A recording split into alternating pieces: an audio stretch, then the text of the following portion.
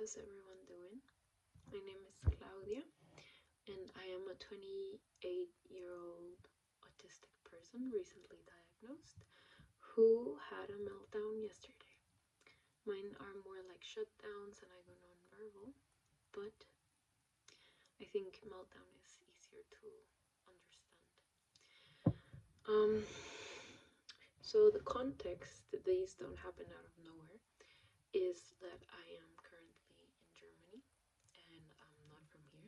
I'm from Costa Rica, and I am having a bit of a challenge adjusting to the host family, who is an old lady, the other people who are living here, my new classmates, my new classes, having to advocate for myself and being changed from one class to another, and just like having intensive courses that are 1 hour longer than I was told they were gonna be, plus having to work full time after that and trying to get enough sleep, getting my schedule in order, figuring out transportation.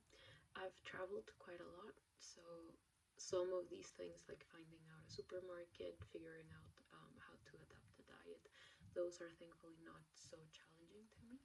But the social aspects of the school and having to advocate for myself and having way younger classmates and there being so many people outside in the corridors, in the recesses, are factors that make it difficult for me, or autistically challenging, like I said the other day. So yesterday when I came home, um, I got this room. I had been staying on the office for a couple of days because I came earlier than expected, and I checked the restroom as well, and some of my things were missing.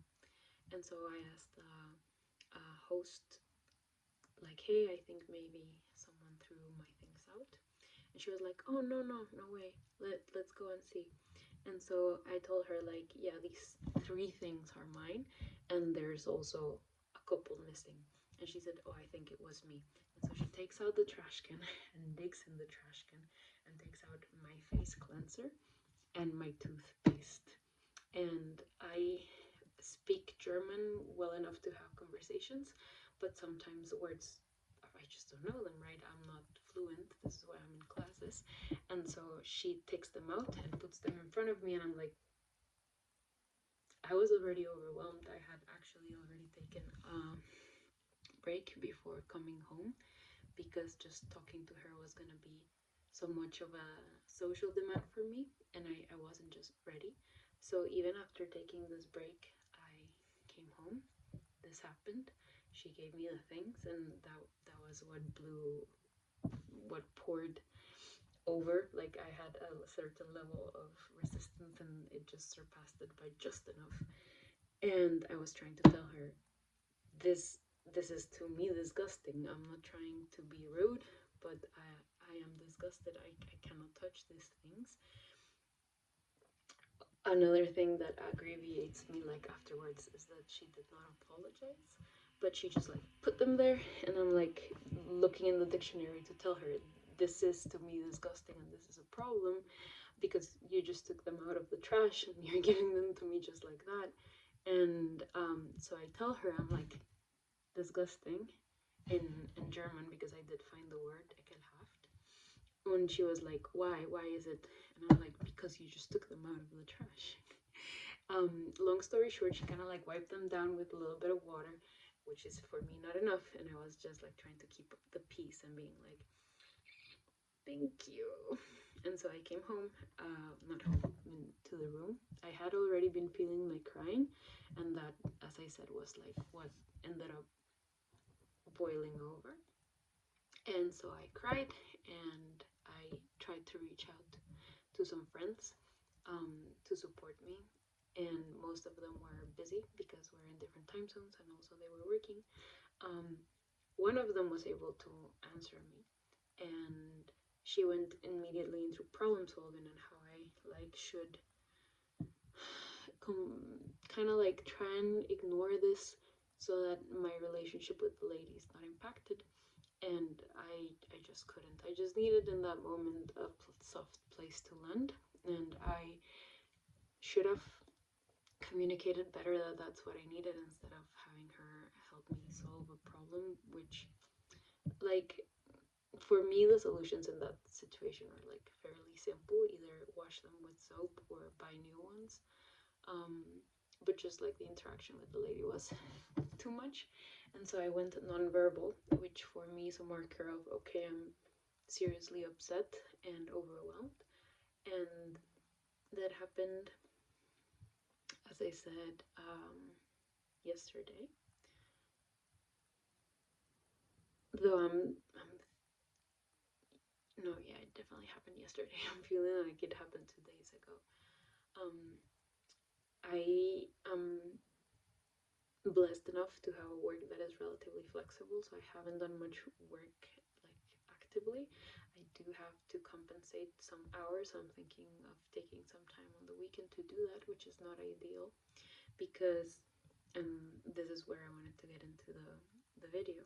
I was looking for tips on how to recover from an autistic meltdown slash um, shutdown, and I couldn't find any real tips on like okay step by step what to do. And it says like okay, reduce mental load, but I still have classes and I still have work, and I can't completely throw those out of the window, regrettably.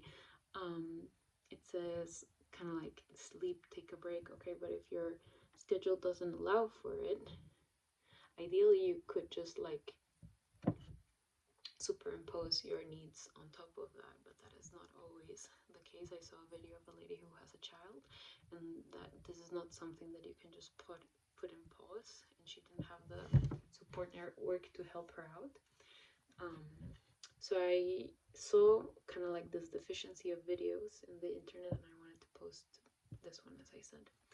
I'm trying to be clear enough and not redundant, but I'm also trying not to cut the video because I've heard from other videos on autism that I've seen that some people find the cuts a bit disrupting.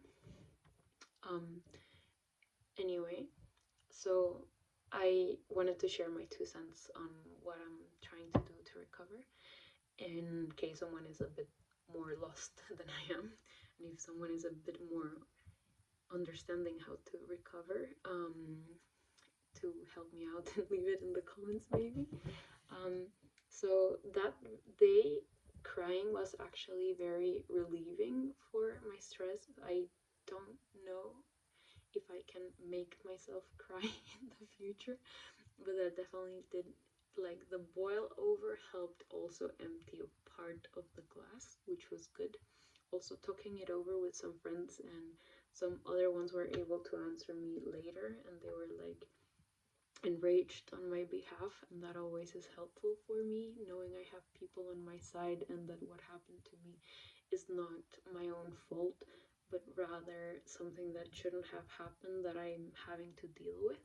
That is also very good. So reaching out to your support network, even if they can't like actively help you, um, action wise, if I was living with, for example, maybe my best friend or a family member, they could maybe cook for me and take a little bit of my load. This is not the case. I don't really know the people I'm staying with. But if I were, and if there's people out there who are in this situation, having people help you out is really useful.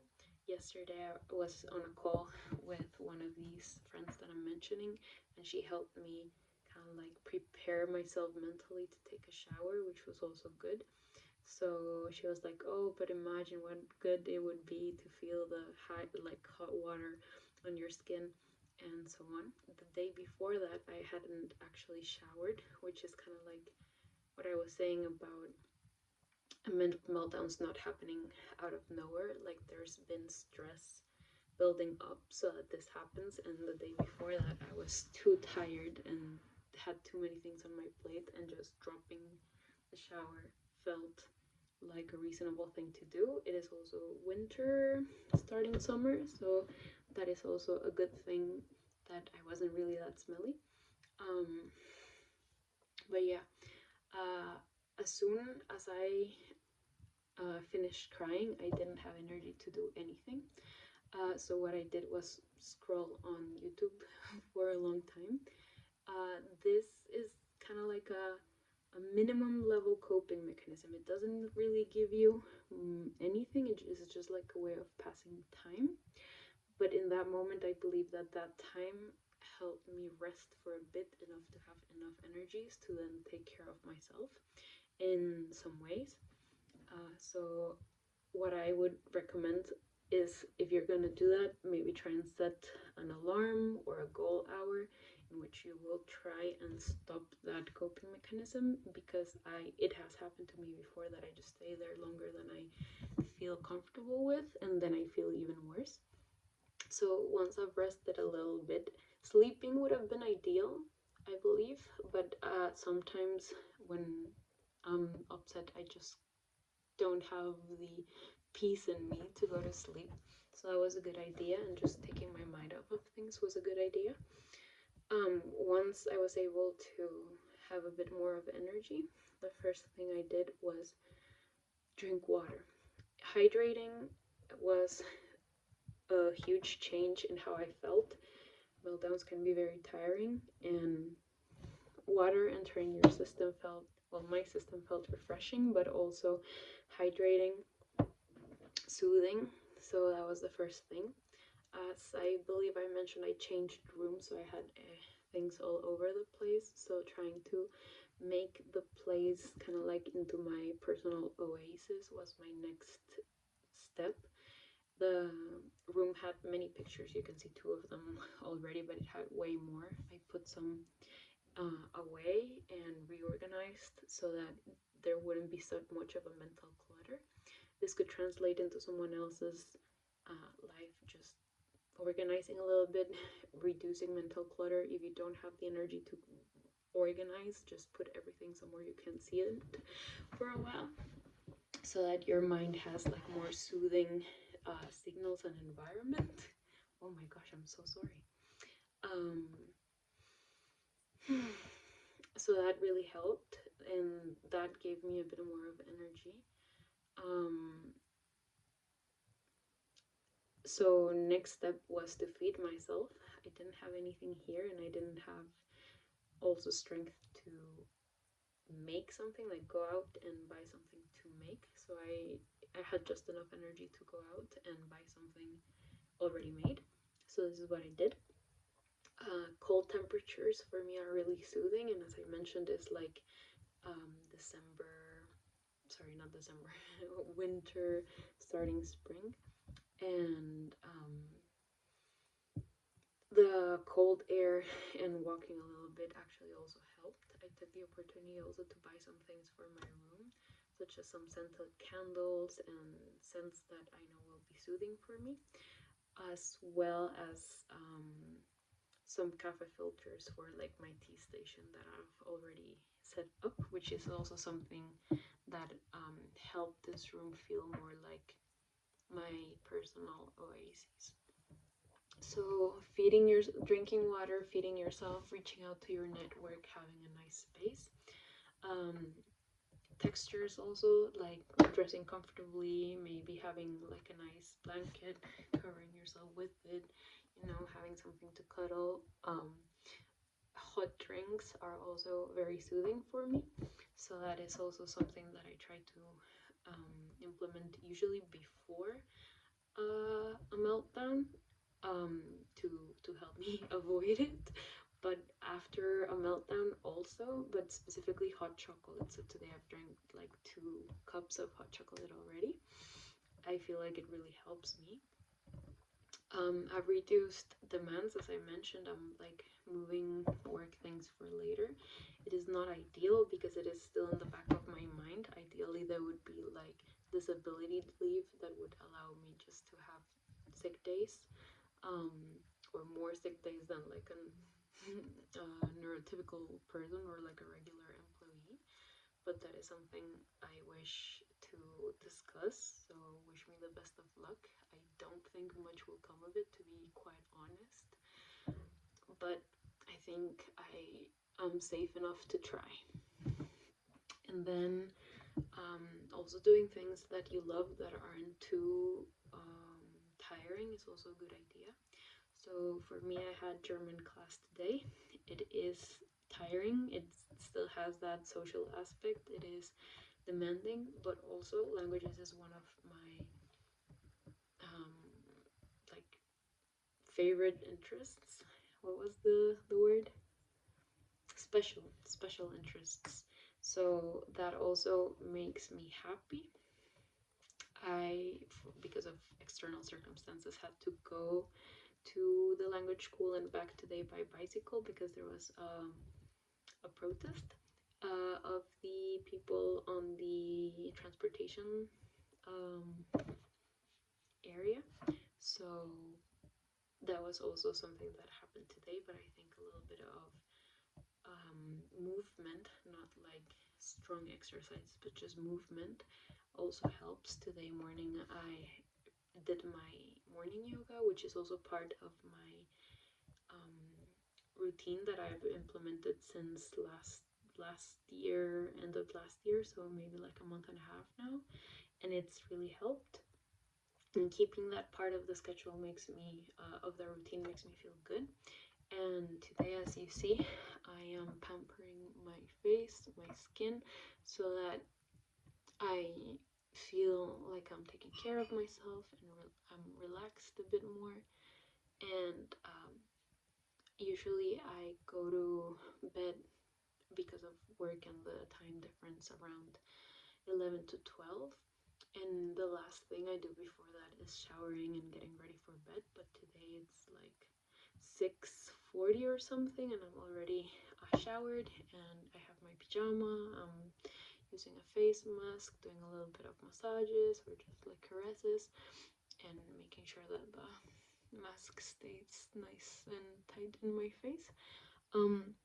But point being, I'm prioritizing the things that I know I might not have energy for afterwards.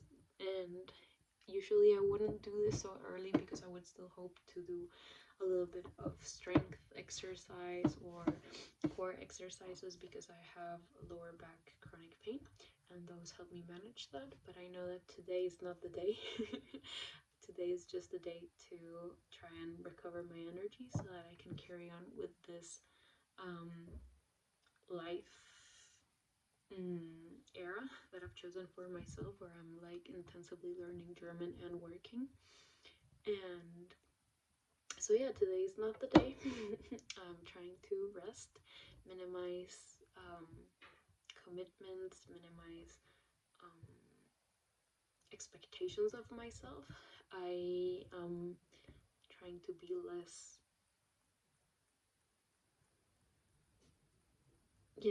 trying to expect less and feel okay with the things that I do to manage. So for example, I ate some instant noodles today that I really like, and I ate them watching some YouTube videos. Lately, I've been trying to eat slowly and without screens, and also I've been eating healthier than that.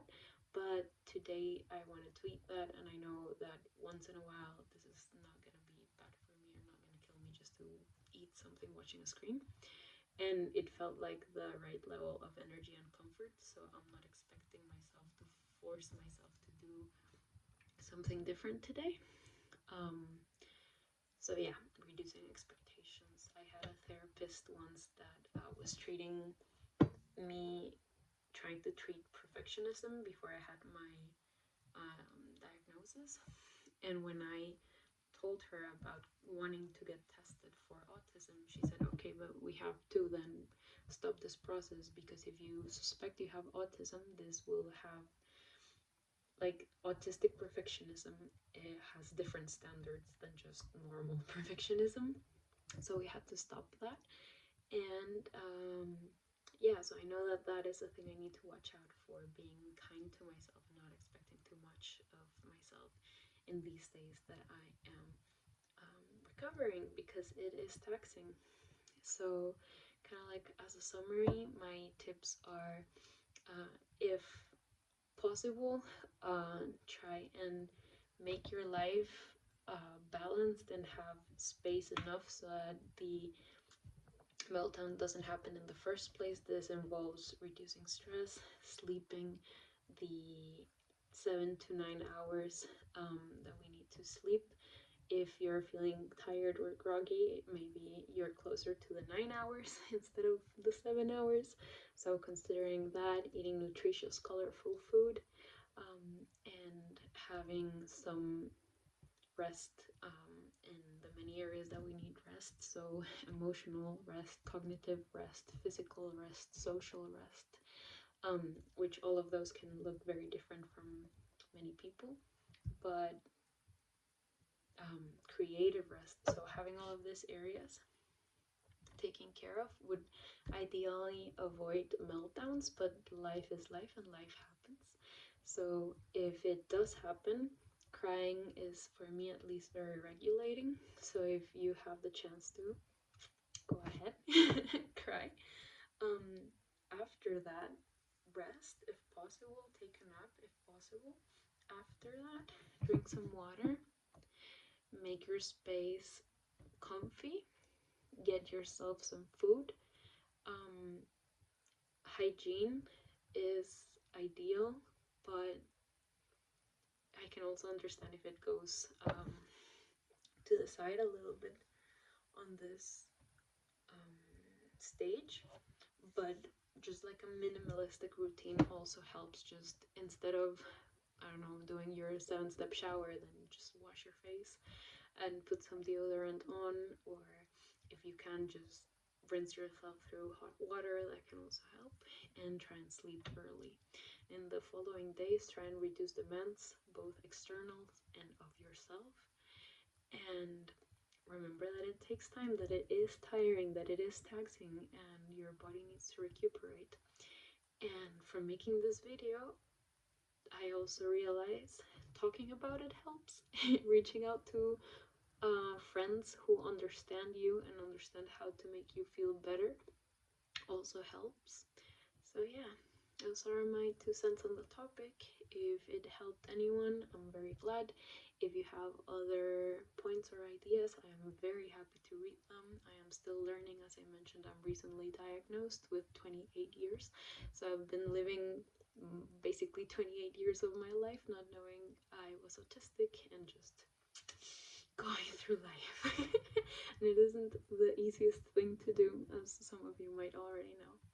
So yeah, much love. I hope you have an excellent day, and I hope this helped. See you later.